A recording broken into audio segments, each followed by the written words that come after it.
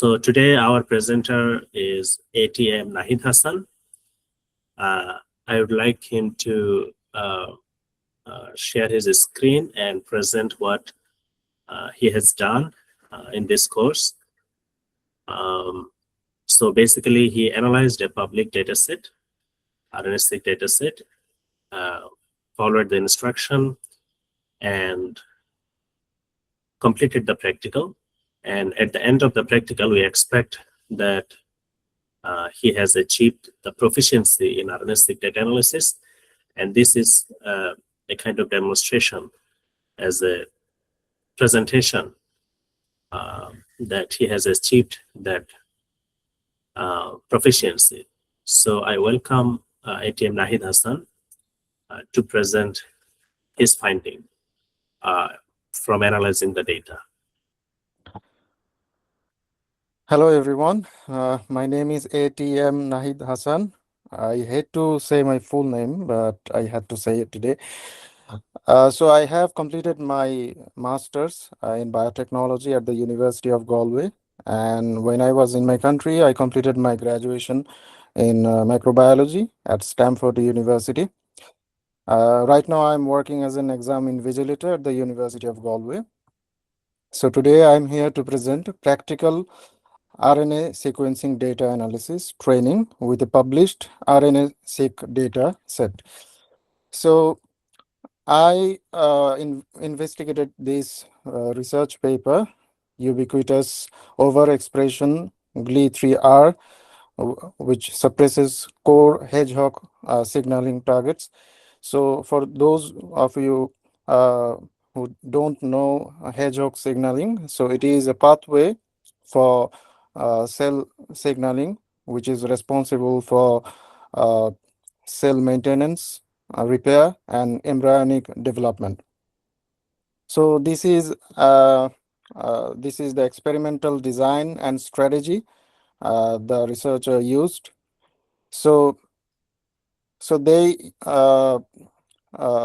chose a promoter, ubiquitous promoter. So ubiquitous promoter is a DNA sequence. So they wanted to make sure that the gene is expressed in the entire organism. So the zebrafish Z-GLI3R transgene was subcloned downstream of the ubiquitin B promoter to drive ubiquitous high-level expression from early embryo stages. And RNA sequencing, it was done at 30 hour post-fertilized embryo. Bulk RNA sequence was performed on pooled. So there are 8 samples. 4 samples were transgenic and the other 4 was wild type.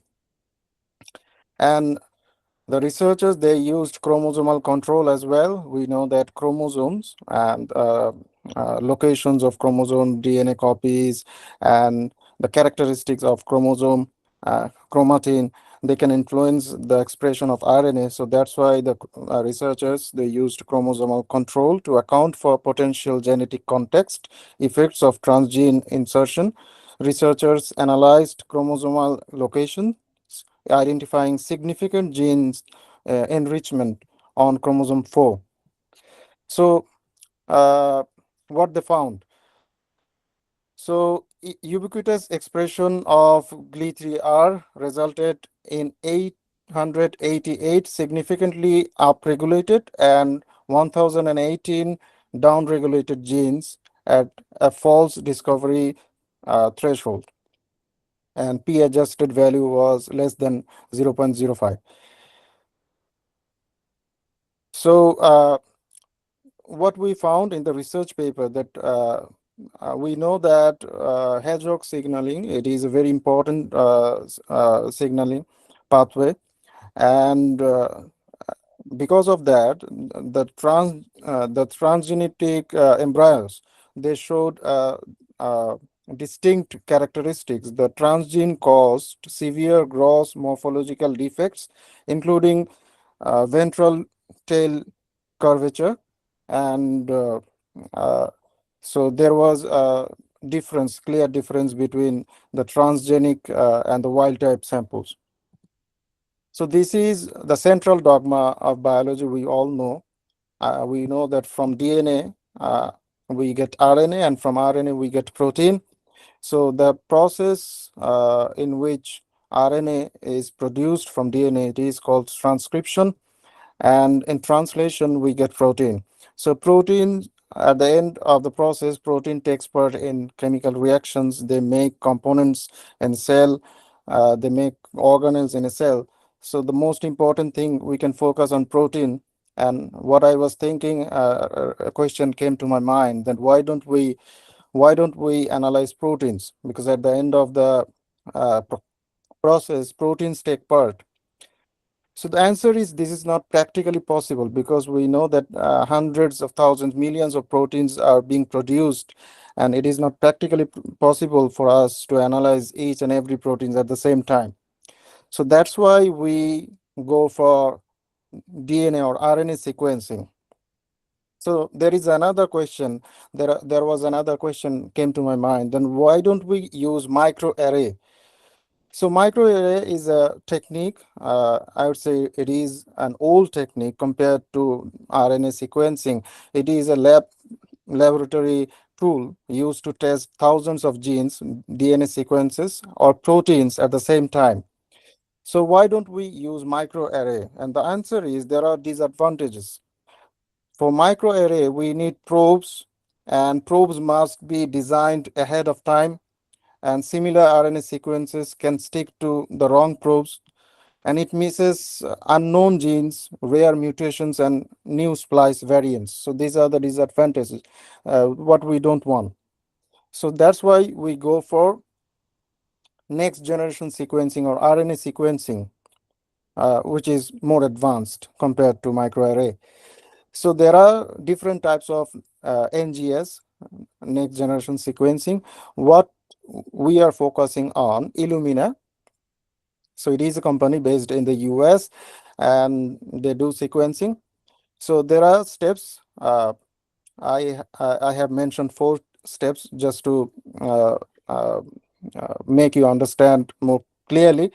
So it has some limitations. Illumina, they cannot sequence a long sequence. If it is more than, 1,000 or 10,000 bases, it will not be able to sequence. So for that reason, what it does, and the first step, DNA is broken into short fragments, and non-adapter sequences are attached to both ends. These adapters are uh, what let every fragment bind to the flow cell later. So what we can see in this picture, there is a flow cell, and adapters, they help the biological sequence to attach to the flow cell. And the next step, each fragment lands on the flow cell and then binds nearby anchor. It's copied again and again. So the cycle continues, and it building a dense cluster of identical strands. It will be then easier for us to identify. Strong enough to produce a readable signal. So we can see a cluster formation here.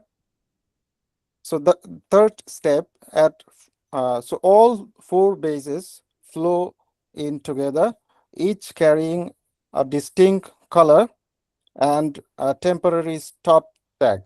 So for instance, A carries a color, T carries a different color, C will carry a different color, and G will carry a different color. So all 4 bases flow in together, each carrying a distinct color and a temporary stop tag. Only the correct base binds. A camera photographs every cluster, the tag is removed, and the cycle repeats. 1 base, 1 color, 1 photo per round.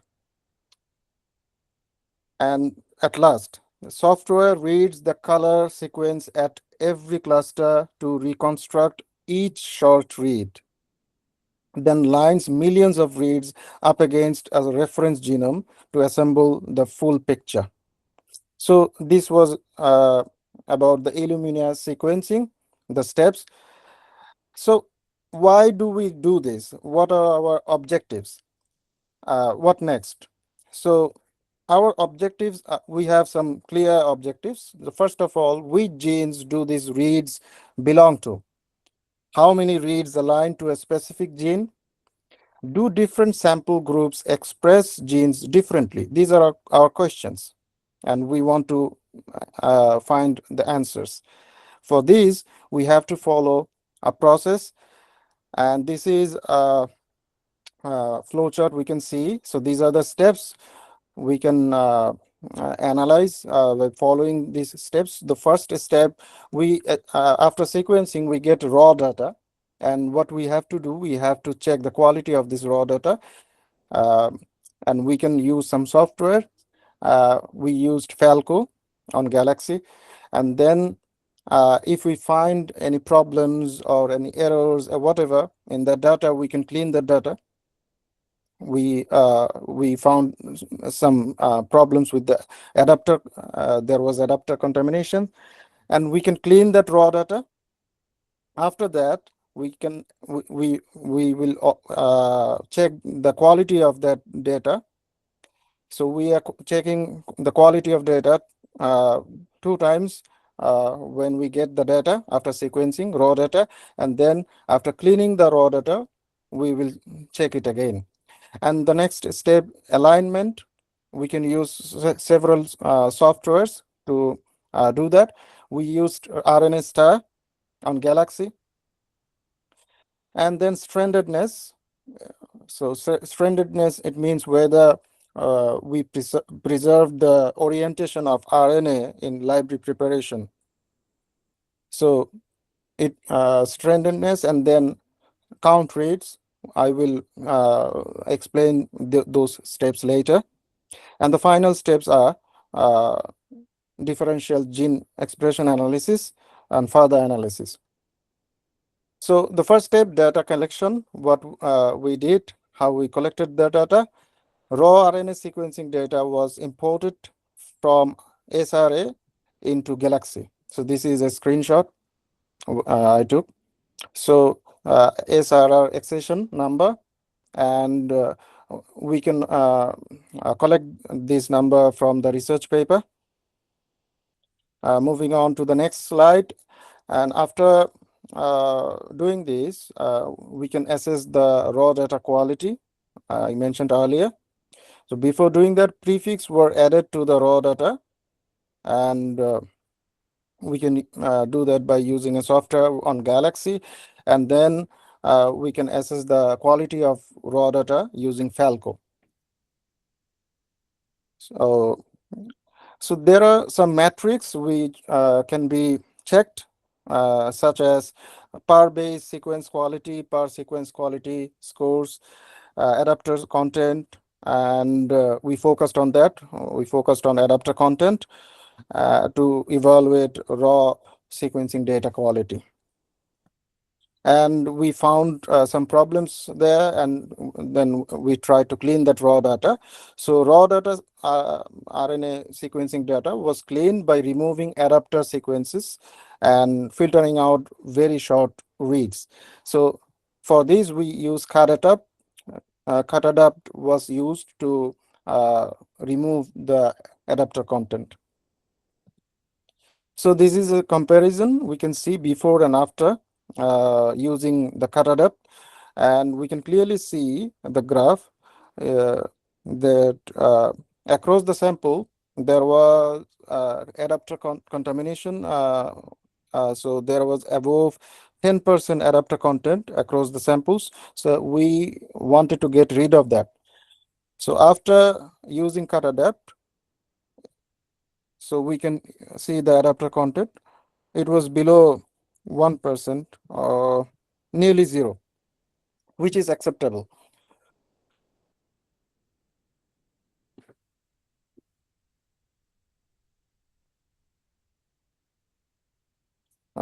Moving, yeah. So the next step, alignment. And so once we get the data which is ready to align, And the next step is alignment, and we can use that by on online on Galaxy. Reference genome and genome annotation files were imported. So before alignment, we need reference genome, we need GTF file, and we can get that from online. So reference genome and gene annotation files were imported from Ensemble into Galaxy. And what we used GRCZ11 release 116. The researchers they used a different reference version. So unique mapping, what we found after alignment, after using RNA star, we found unique mapping. It was 91.2% to 91.7%, which is very good. And the total mapping was 94.5 to 94.8%. We can see clearly from this graph. So it is more than 90%, the uniquely mapped RNA sequence. So the next step, Mahid, strandedness. sorry, zoom in a little bit. Yeah.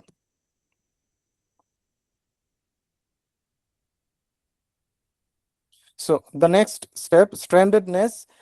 So strandedness, it means whether the researchers preserve the orientation of RNA during library preparation.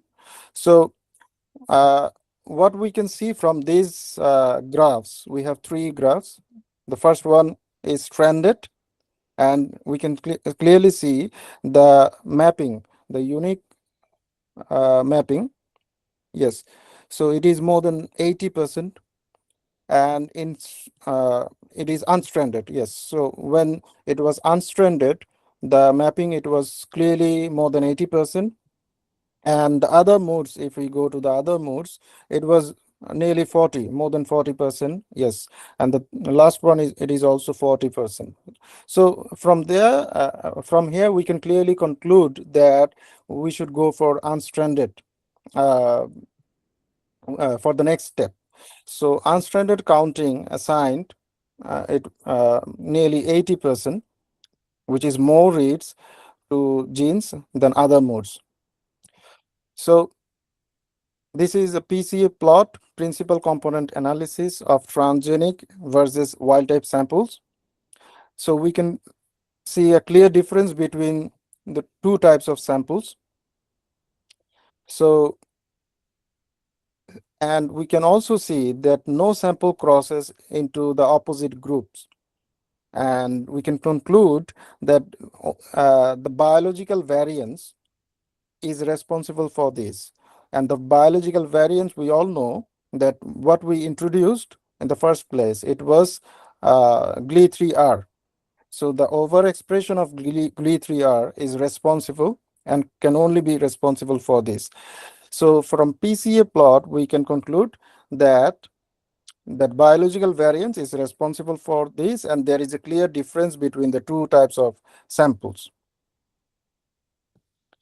So feature counts, uh, and what is this feature counts, and what is the purpose of this? The purpose of feature counts in RNA-seq analysis is to perform read summarization. This is what we do before doing the differential gene expression analysis, because it is important for us to do this.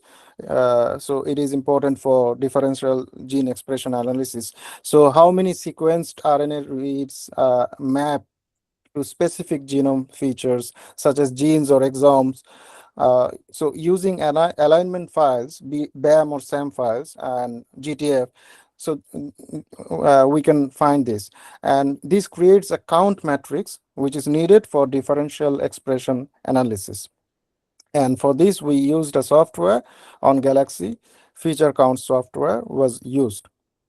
And from this graph, we can see, so it was 80%, yes. So 80% of RNA-seq, it was mapped, which is a good result.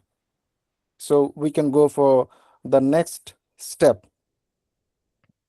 So normalizing the data, what we have to do before doing the differential gene expression analysis, we have to normalize the data, because we can have some technical variance from some, we can have some issues with the with some technical issues, and also uh, we have to deal with those issues. So for instance, samples can produce different number of reads due to RNA quality, degradation, or sequencing variation. And another reason is multiplexing. So multiple samples are sequenced together. So when we sequence multiple samples at the same time, that is called multiplexing. So we use multiple samples for sequencing. Multiple samples are sequenced together using unique barcodes. So and what we get, each sample may receive a different number of reads. So when you do multiplexing, you can have different number of reads. So quality filtering is another reason. Low quality reads are removed, and we did it. If we get low quality reads, we try to get rid of that. We try to remove that. So samples with poor quality reads may have fewer usable reads. So we remove that. So after all these, what we after doing all these steps, what we will have different number of reads for different samples, and this is a problem, because samples with more reads can show higher raw gene counts, even when the actual gene expression is similar. So for that reason, we need to normalize the data. So this is a solution. Normalization adjusts for differences in sequencing depth, allowing fair comparison for gene expression between samples. So before doing the differential gene expression, we have to normalize the data. Uh, for then we will be able to compare it. So we don't have to do it manually. We can do that by using software, and we used DEC2 software on Galaxy to normalize the data. Moving on to the next slide. So this is differential gene expression, wild type versus transgenic. And uh, what we can see, this is a volcano plot. We can see the upregulated genes and the downregulated genes, and obviously GLI3, it will be upregulated. We wanted to introduce GLI3. So it is among the upregulated genes, and there are other upregulated genes as well. And we can see that out of 32,521 genes, only 1,955 significant genes were found, and p-adjusted value was less than 0.05. And upregulated genes, from that, uh, we found upregulated genes, 938 upregulated genes, which is 2.9% of the total gene, and 1,017 downregulated genes, which is 3.1% of the total gene. So the next question is, are they biologically significant? Because genes can be, I mean, we can clearly see that they are statistically significant. There is no doubt about that. But the question is, are they biologically significant as well? Because it a gene, it can be expressed, upregulated, but there can be a case that the gene is upregulated, it is overexpressed, but it is not that much functionally active in that cell. It is not participating compared to the other genes. It can be a case. So the question is that a gene, it is it is statistically significant, but our question is, are they biologically significant as well? And to find out that answer, we need to further analyze. So moving on to the next slide, what we did, string database analysis. So we used 91 downregulated genes to find out their biological significance. And log 2 fold, it was less than -1. So we can see from this picture a number of nodes and ages and PPI enrichment value as well. And what we found there, the significance, biological significance that I was talking about, that muscle contraction. And so these genes, they were involved in muscle contraction and tissue expression, cardiovascular system. So these are just two. I mentioned just two. There were other results as well. I wanted to focus on this. So uh, this is a comparison between the research paper and the heat map that I produced. So the researchers, they focused on ionocyte gene expression.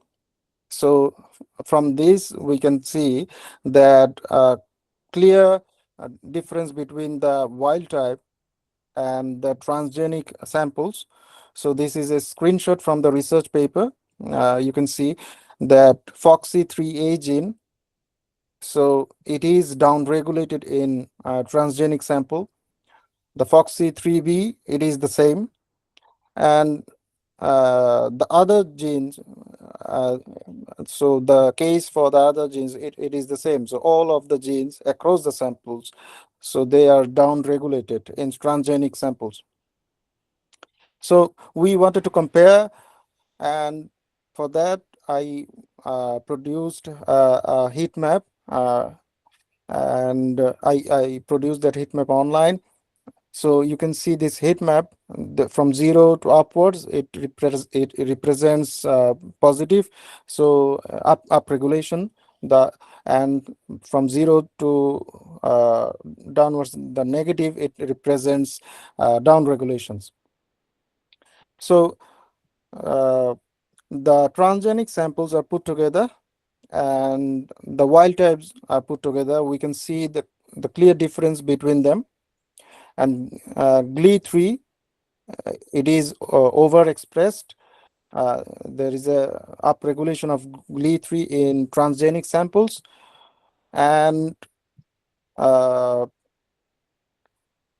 yes, so about the other samples, so we can see that the red color, so it represents negative, which means down regulations. So in transgenic samples, we can see all the genes, it is down regulated. The genes are down regulated.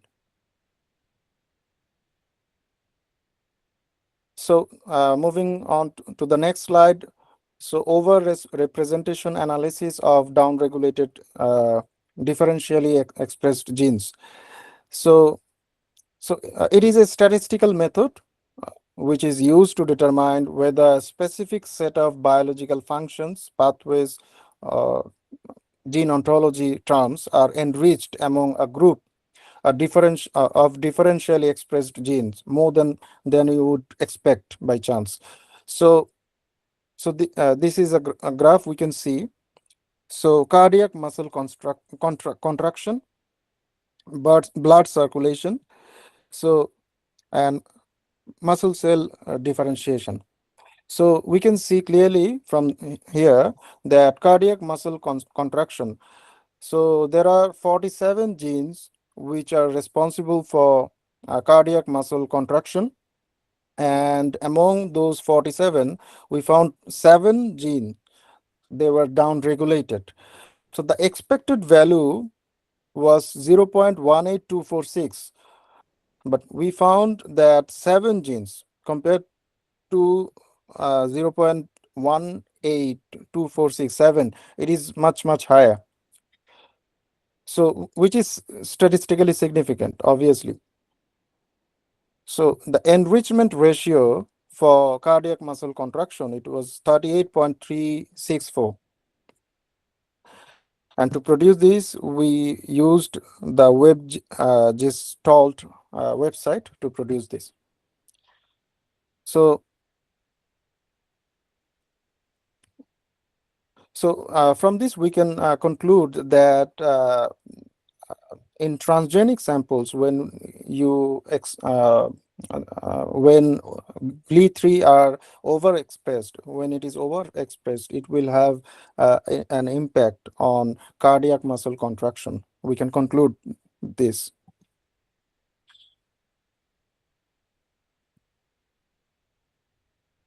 So moving on to the next slide, GSEA analysis. So all detected genes from our RNA-seq experiment are sorted into a ranked list. So we try to produce a ranking, produced a rank, and we can see that here this is down-regulated genes, and we can also see the up-regulated genes. And I wanted to focus on a single. So what I found, I thought it was interesting, negative regulation of nucleobase containing compound metabolic process. So it was upregulated, and the FDR value was 0.0015328, and it is statistically significant. And normalized enrichment score, it was 2.3857. So I wanted to focus on this. So this is enrichment plot, negative regulation of nucleobase containing compound metabolic process. And what we can see from here that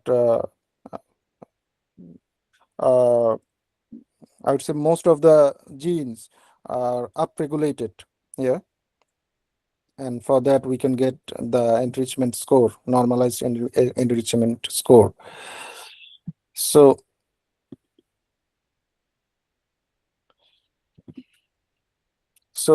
conclusion, I think further study can be done to investigate to the direct and indirect effects of GLI3, because there is no doubt that GLI3 has an impact, but we don't know for sure that the impact is direct or indirect. To find out that, we need further study. So further study can be done to investigate that. That's all, and can go to the next slide. So yeah, I'd like to thank our instructor, Anwarul Karim Mizan sir, and also I'd like to thank Fatima Noor Tanzim, student from previous batch. I watched her video. It helped me a lot. If you have any questions, you can ask me.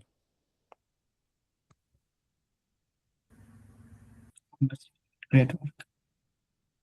Thank you so much, Nahid, Hasan. It was an extraordinary presentation, really. It has been a kind of complete review of the full course.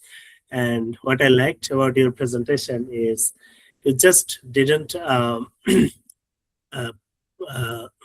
put the slide and then we found this and this. But what I liked most about your presentation is, excuse me, you explained what you were doing and you explained your findings. So that I think uh,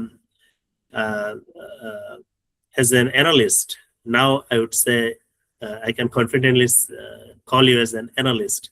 As an analyst, it's not only the following protocol or only about following the instruction. It's also about why you are doing that, right? To think about why you are doing that, why not the other thing, and whatever you find, how do you interpret that? So I think the exceptional part of your presentation is that one. And as you mentioned, I think Tanjim is here. If you can hear me, Nahid Hassan thanked you, and you have become quite a star from your presentation. So I mentioned it during her presentation, after her presentation, that it will inspire the next batches and next presenters. And here is the proof. I didn't ask Nahid to tell anything about you, but he himself just made a reference to your presentation. So both of you have done excellent job, and you are constantly kind of raising the bar for future participants. And also, I think when these videos will be made available on YouTube, people will understand about RNA-Seq more. Like you have included in your presentation all steps and explained what these things are. I think that is very crucial, and people will benefit from this. So thank you so much.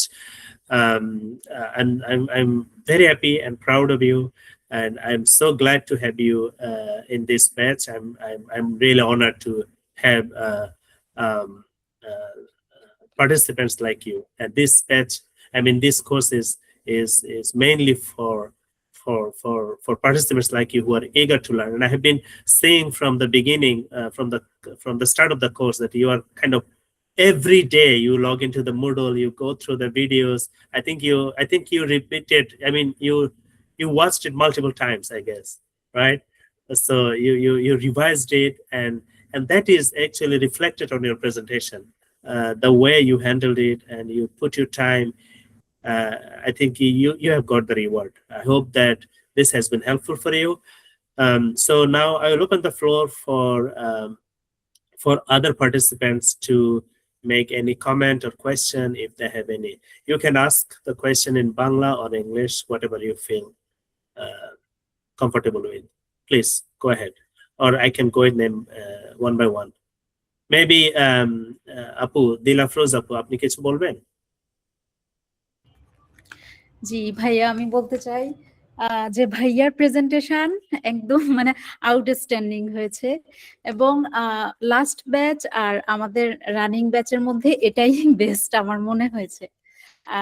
ভাইয়ার স্লাইডগুলো খুবই neat and clean ছিল, presentation স্পিডটা perfect ছিল, আর প্রত্যেকটা steps উনি যেভাবে explain করেছেন in ডিটেইলসে খুবই সুন্দর হয়েছে নিজের ভাষায়। আর হচ্ছে এটুকুই, খুবই সুন্দর হয়েছে। Thank you. ডক্টর ফুয়াদ।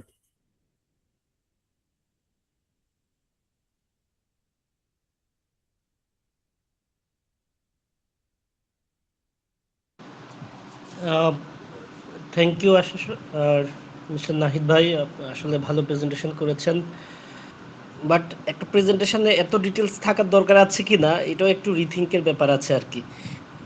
যখন আপনি টাইম কম থাকবে সেক্ষেত্রে আরেকটু শর্টকাট করা যায় কিনা। Thank you. হ্যাঁ, ওইটা আমি অ্যাড্রেস করি বিষয়টা। অ্যাকচুয়ালি টাইম ছিল হচ্ছে 20 থেকে 25 মিনিট, কিন্তু আমি নাহিদকে বলছিলাম যে make it your own session, like you can take 1 hour. So it's actually not him, it's me. এটার কারণ হচ্ছে ইউজুয়ালি প্রেজেন্টার থাকে হচ্ছে, আমি এক্সপেক্ট করতেছিলাম যে 3 জন থাকবে, তো যেহেতু আমি পাই নাই এবং অনেক রিকোয়েস্ট করার পরেও টাইমলি শেষ করে না, হয়তো একটু সময় যাচ্ছে, তো আমি ভাবলাম যে okay, let's make it more like conceptual presentation again, so that everybody could be benefited. So it's actually নাহিদকে আমি বলছিলাম যে এভাবেই প্রেজেন্ট করতে। So বাট নাহিদ ভাই আসলে আউটস্ট্যান্ডিং প্রেজেন্টেশন হয়েছে। Thank you. হ্যাঁ, আপনি আবার আমার নেগেটিভ কমেন্ট শুনে আবার ইয়া করেন না। আমি বেসিক্যালি আপনার এই এত ভালোর মধ্যে আরেকটু অ্যাড করতে চাচ্ছিলাম যে তাহলে এটা আরো একবারে 99.9% অ্যাকুরেট হয় আর কি। Thank you. হ্যাঁ, ঠিক আছে। ওকে, মাস্তুরা।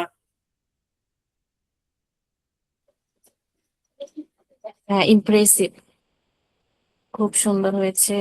যে এক্সপ্লেনেশন গুলো আমার ভালো লেগেছে, এবং উনি হচ্ছে শুরুতে যে এক্সপেরিমেন্টাল ডিজাইনটা সুন্দর করে বলেছেন, তারপর প্রত্যেকটা স্টেপস আমার মনে হয় আমি স্ক্রিনশট নিতে চাচ্ছিলাম, লাইক আমি যখন আবার করব তখন যেন আমি এগুলো দেখে ফেলতে পারি, লাইক কেন কোনটা করতেছে। এবং যেমন আপনি বললেন যে শুরুতে ফেলকো করতে হয়, তারপর আবার সরি আবার একটা কিছু করে আবার ফেলকো রিপোর্ট দেখি, তখন আবার ভাবলাম যে না, আমি ইউটিউব থেকে দেখে নিব। তবে আমার কাছে দারুণ লেগেছে, থ্যাংক ইউ সো মাচ। আমার আমার আমার আসলে আমি যখন দেখি যে ব্যাচের পার্টিসিপেন্টরা দারুণ করতেছে, একটা ফিগার যখন মুডলে সাবমিট করে বা হোয়াটসঅ্যাপে দেয় বা আমাকে যখন পাঠায় যে আমি এটা করছি, তখন এটার যে অসাধারণ ফিলিং হয় সেটা তো বলে বোঝানো যায় না। সেই জায়গায় যখন এরকম দারুণ দারুণ প্রেজেন্টেশন দেখি, আসলে ইটস জাস্ট ফিলস অসাম। ওকে, শিবলি সাদিক ভাইয়া। জি, আমি যেহেতু একটু ডিফারেন্ট ব্যাকগ্রাউন্ডের, আমি একটু বলি আর কি। সো আমি আসলে শুধুমাত্র টার্ম গুলা কিছু জানতাম, যে জিন এক্সপ্রেশন, প্রোটিওমিক্স, মাল্টিওমিক্স। তো আমি এই কোর্সের মাধ্যমে এবং আজকে প্রেজেন্টেশনের মাধ্যমে টোটাল পাইপলাইন কিভাবে ওয়ার্ক করে আর কি, একদম first to last, raw data cleaning, filtering, visualisation, analysis, এটা আমার জন্য আসলে খুবই খুবই আহ, উপকারী হয়েছে, এবং আমি এখান থেকে অনেক কিছু শিখছি আর কি। আর ধন্যবাদ নাহিদ হাসান ভাই, আপনার খুবই অসাধারণ প্রেজেন্টেশনের জন্য। Thank you. Thank you. Umar Faruk ভাই।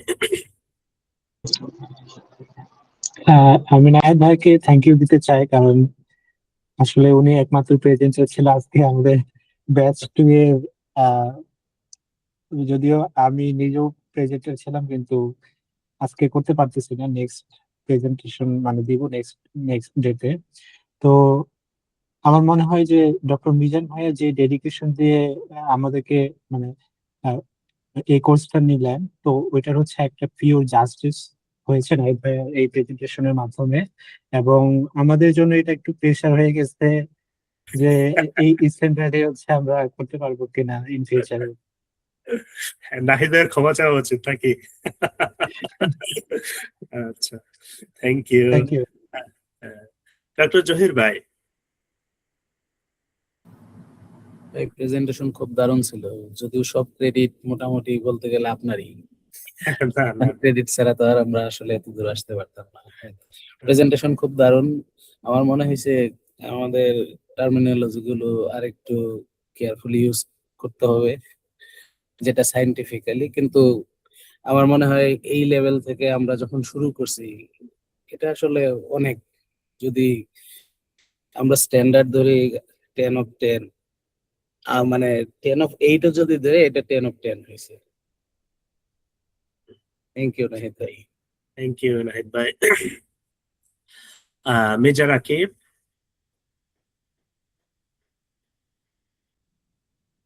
আচ্ছা, শামিমা সুলতান আপু।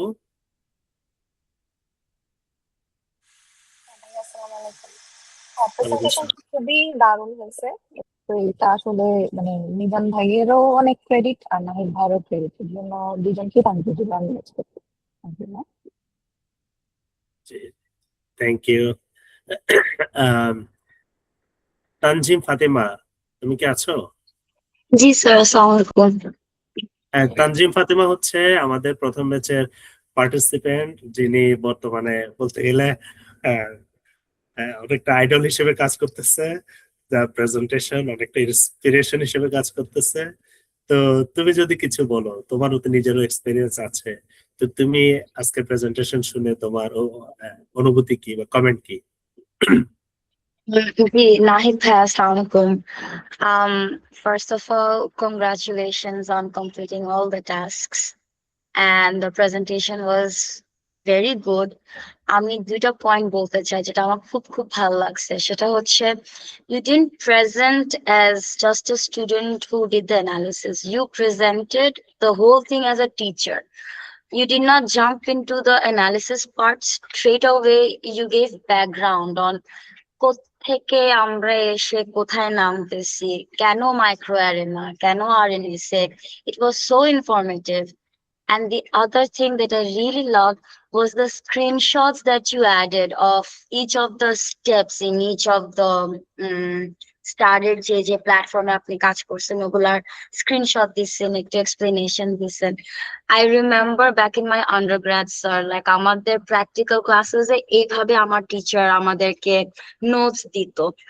So your presentation reminded me of that, and I think it's very helpful. Apna presentation ta other people can use as reference on how to do their analysis. So amazing. Congratulations on a brilliant work. Thanks. Thank you Tanzim. এখানে definitely তোমারও contribution আছে, তাই না নাহিদ? হ্যাঁ, অবশ্যই অবশ্যই। অবশ্যই। So আশা করি Thank you so এরকম much. আশা করি এরকম চলতে থাকবে। এখন 3টা প্রেজেন্টেশন হলো আমাদের। তো ভবিষ্যতে যারা প্রেজেন্ট করবে, বিশেষ করে এই ব্যাচেই যারা প্রেজেন্ট করবে, তারা নিশ্চয় আরো ভালো করার চেষ্টা করবে, তারা নতুন বেঞ্চমার্ক সেট করবে এবং it will keep on improving, তাই না? It will keep on improving, that is my goal, যে একটা যখন রেফারেন্স পাবো আমি চেষ্টা করবো যে আরো ভালো করতে। ওকে, অঙ্কুর ভাই। থ্যাংক ইউ ভাইয়া। আমি একটু নামাজে গিয়েছিলাম, তো আমি একটু পরে ঢুকছি আর কি, যখন ওই যে ভাইয়া হিট ম্যাপটা আলোচনা করতেছিল তখন। এক কথা এক্সিলেন্ট, অনেক সুন্দর হয়েছে আলহামদুলিল্লাহ। আর মানে এই যে আমাদের এত দূর আসা, আসলে এটা তো অবশ্যই আপনি অনেক কষ্ট করছেন আমাদের জন্য। কোডিং ভীতি যেটা, মানে আমার যে কারণে আসলে আমি কোডিং মানে আরএনএস করতে পারতাম না, সেটা তো দূর হয়েছে। আর নাহিদ ভাইকে অনেক ধন্যবাদ, অনেক সুন্দরভাবে উনি জিনিসটাকে অ্যারেঞ্জ করছেন। আশা করি সামনের প্রেজেন্টেশন যেটা অন্যরা দিবে ওইখানে আরো প্রাণবন্ত জিনিস দেখতে পাবো ইনশাল্লাহ। তো একটা ওভারঅল তো আমরা এখানে যে সবারই আসলে দারুণ কমেন্ট। সামনে যারা প্রেজেন্টেশন করবে তাদের জন্য একটা ইয়া থাকবে, হয়তো বিষয় খেয়াল রাখতে বলবো বা অ্যাডভাইস থাকবে, সেটা হচ্ছে প্রেজেন্টেশনের স্লাইডে আমরা ফন্ট গুলো পড়া আছে কিনা সেটা সেটা একটু আমার মনে হয় ছবিগুলো রিসাইজ করা, একটু বড় করা বা ফন্ট সাইজ গুলো বড় করা, ওইটা একটু খেয়াল রাখলে মনে হয় অনেক সময় যে জুম ইন করতে হয়, জুম আউট করতে হয়, কিছু কিছু ক্ষেত্রে পড়তে সমস্যা হয়। যদিও নাহিদের ম্যাক্সিমাম স্লাইডে ইয়া ছিল, তবে মনে হয় প্রথম দিকে মনে হয় একটু টেক্সট গুলো একটু ছোট ছিল। তো সেটা প্রয়োজনে আমরা স্লাইড সংখ্যা বাড়াইতে পারি এবং টেক্সট গুলো বড় করতে পারি, যাতে করে ওটা এটা এটা নাহিদ ভাই যেটা দিছে ওই যেমন ওই পার্টিকুলার স্লাইডটা, এটা বড় স্লাইডে ইটস নট এ প্রবলেম, কিন্তু আমরা এখানে যেহেতু কম্পিউটারে বা এমনকি অনেকে হয়তো মোবাইলে ঢুকছে, ঠিক আছে, তো ওরা আসলে দেখতে পাবে না। তো বাট ওইটা আমার মনে হয় ফিউচারে যা প্রেজেন্ট করবে তারা ওইটা একটু খেয়াল রাখবেন, টেক্সট গুলো যেন বোঝা যায়। ওভারঅল আমার মনে হয় নাহিদ আপনি আসলে একটা নতুন বেঞ্চমার্ক সেট করলেন, এবং আমি তানজিমকে ধন্যবাদ জানাই আগে একটা বেঞ্চমার্ক সেট করার জন্য।